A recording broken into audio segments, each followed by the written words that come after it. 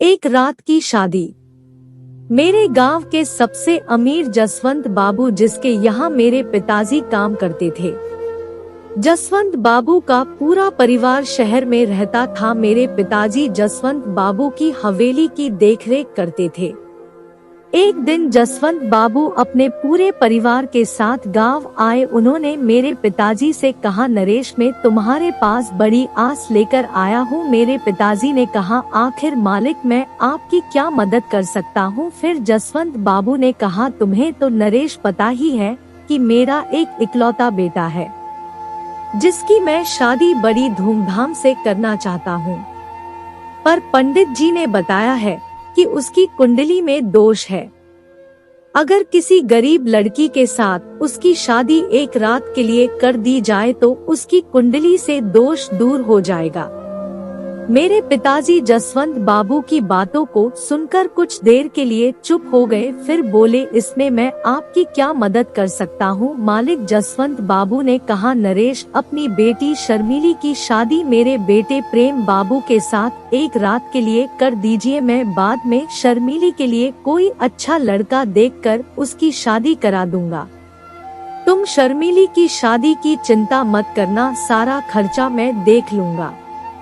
मेरे पिताजी ने कहा, मालिक, मैं अपनी बेटी शर्मिली से पूछकर सुबह बताऊंगा। जब शाम को पिताजी हवेली से लौटकर घर और उन्होंने मुझसे पूछा, क्या बेटी तुम प्रेम बाबू के साथ एक रात के लिए शादी करोगी? बाद में जसवंत बाबू तुम्हारी शादी किसी अच्छे घर में कर देंगे।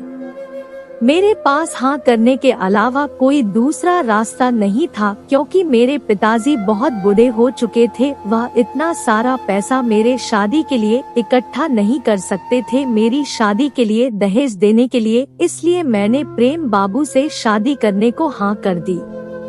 दूसरे दिन मेरी शादी प्रेम बाबू के साथ हो गई थी। शादी हो जाने के बाद मेरे पिताजी ने जसवंत बाबू से कहा, मलिक, अब शाम हो गई है, क्या मैं अपने घर जा सकता हूँ?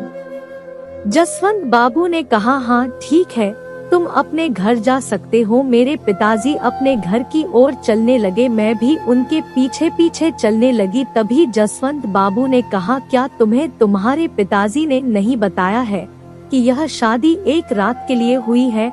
आज रात तुम्हें प्रेम बाबू के साथ ही रहना होगा। मेरे पिताजी ने भी कह दिया, बेटी तुम आज रात यही रहो, मैं तुम्हें सुबह होते ही ले जाऊंगा। जाकर बस एक रात की ही तो बात है। मैं भी अपने पिताजी बात मान ली।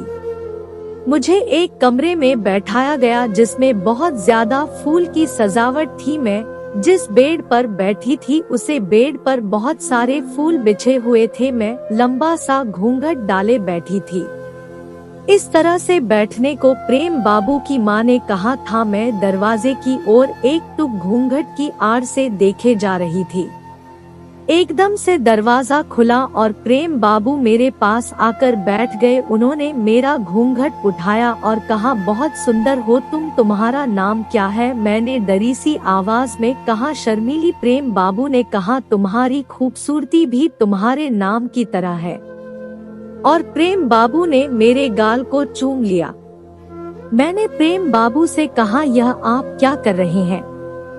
तब प्रेम बाबू ने कहा, हम दोनों एक रात के लिए अभी पति पत्नी हैं और शादी के बाद तो सुहागरात होती है। क्या तुम्हें नहीं पता है? मैंने प्रेम बाबू से कहा, पर यह तो शादी आपकी कुंडली से दोष दूर करने को हुई है।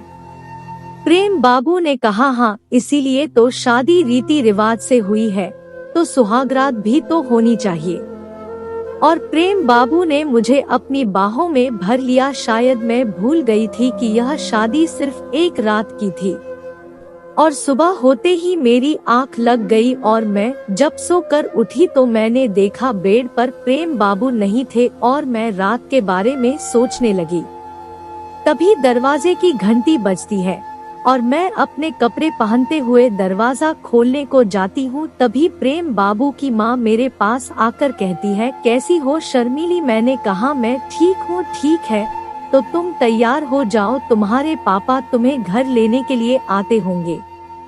मैं अपने पिताजी के साथ अपने घर तो आ गई थी, लेकिन शायद मेरा दिल प्रेम बाबू में ही अटक गया था। अब मुझे रात होते ही उनकी याद आने लगती और मैं जैसे उनसे मिलने के लिए तड़पने लगी थी।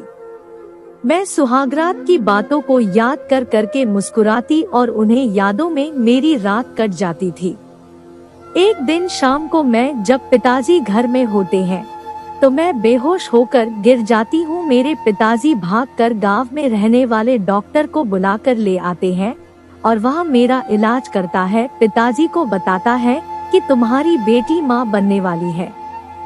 मेरे पिताजी बिना कुछ मुझसे कहे हवेली जाते हैं और जसवंत बाबू से कहते हैं, मालिक मेरी बेटी शर्मिली तुम्हारे बेटे प्रेम बाबू की बच्चे की माँ बनने वाली है। अब बताओ मैं क्या करूं? जसवंत बाबू कहते हैं, उसके लिए कोई अच्छा सा रिश्ता देख लो और उसकी शादी कर दो, खर्चा सारा मैं देख लूंगा। मेरे पिताजी कहते हैं, मालिक इस हालत में शादी कौन करेगा? तो फिर मैं क्या कर सकता हूँ? फिर एक ही रास्ता है कि उसका बच्चा गिरवा दो और फिर उसकी शादी कर दो। मेरे पिताजी उदास होकर हवेली से लौट आए और घर आ गए। मुझसे कहा, बेटी शर्मिली तुम्हारी तबीयत अब कैसी है? मैंने कहा, ठीक हूँ पिताजी, और उन्होंने जसवंत बाबू की कही हुई सारी बातों को मुझे बताया। मैं चुपचाप अपने पिताजी की बातों को सुन रही थी। मैंने अपने पिताजी से कहा, क्या आप मुझे एक बार प्रेम बाबू से बात करा सकते हैं?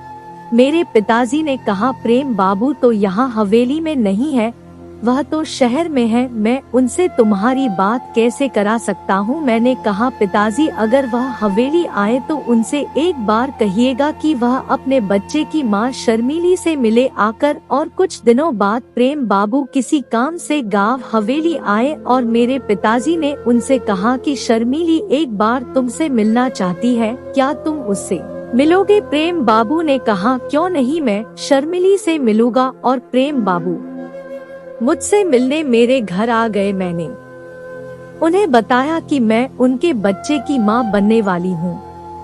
प्रेम बाबू ने मुझसे कहा, शर्मिली मैं तुमसे एक बात कहूँ, क्या तुम उस बात को सुनकर मुझे माफ कर दोगी? मैं उनकी तरफ देखे ही जा रही थी क्योंकि मैं उनसे प्यार करने लगी थी। मैंने कहा, बोलो क्या बात है? तब प्रेम बाबू ने बताया कि मेरी कुंडली में कोई दोष नहीं था। मैंने शर्मिली एक बार तुम्हें हवेली में काम करते देखा था, उसी दिन से मुझे तुमसे प्यार हो गया था और मैंने झूठ मूठ का नाटक रचा कि मेरी कुंडली में दोष है और मैं तुमसे शादी करना चाहता था, क्योंकि मेरे पापा जसवंत बाबू तुमसे कभी शादी होने नहीं देते और मैं अब कोई दूसरी शादी नहीं करूंगा। मैं तुम्हारे और अपने बच्चे के साथ हमेशा खुश रहना चाहता हूँ। और प्रेम बाबू ने मुझे उसी दिन अपनी पत्नी सबके सामने स्वीकार कर लिया और मुझे अपने साथ शहर लेकर चले गए। जसवंत बाबू ने इस बात का विरोध भी किया, लेकिन प्रेम बाबू ने उनकी एक भी ना मानी और मैं अपने पति प्रेम बाबू के साथ खुश रहने लगी